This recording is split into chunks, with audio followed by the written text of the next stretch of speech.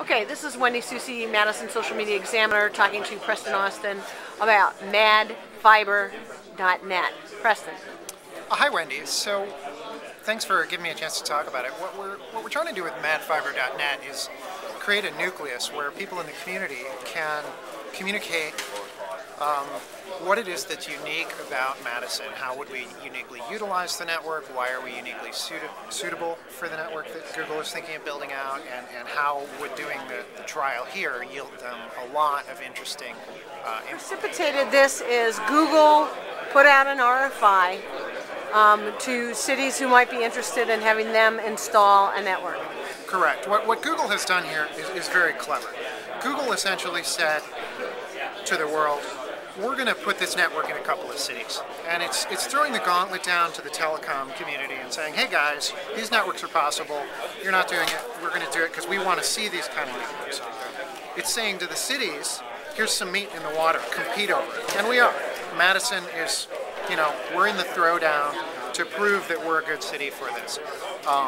And in so doing, we're giving Google a massive amount of publicity, which is wonderful for them.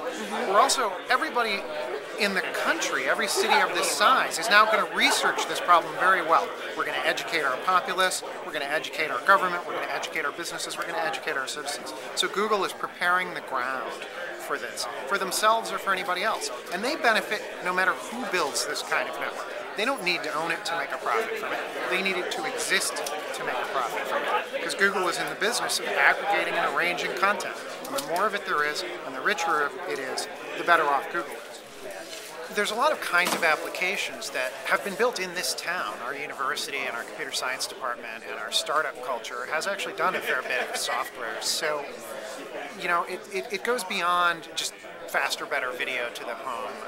We're going to see things happen as a result of this, like the creation of thin computers that don't have any of their storage local, that don't have their operating system local. So you'd be able to boot, your system or your phone, for that matter, in your home from a remote OS. It would work all against remote storage.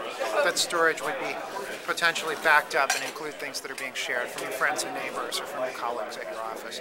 We're seeing this on the web today, but we're seeing it in kind of a slow, crude way.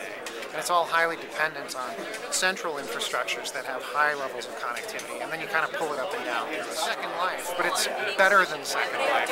You had streaming audio and streaming video from everybody to everybody in a virtual reality. With the kind of network that we're talking about here, every person who couldn't make it to this meeting, who watched it on a live stream, could have been a symmetric stream into the meeting. And there could have been a copy of the entire room in virtual reality, where both the people who were really here and the people who were only telepresent all were together. And it would have allowed interaction back and forth between those people.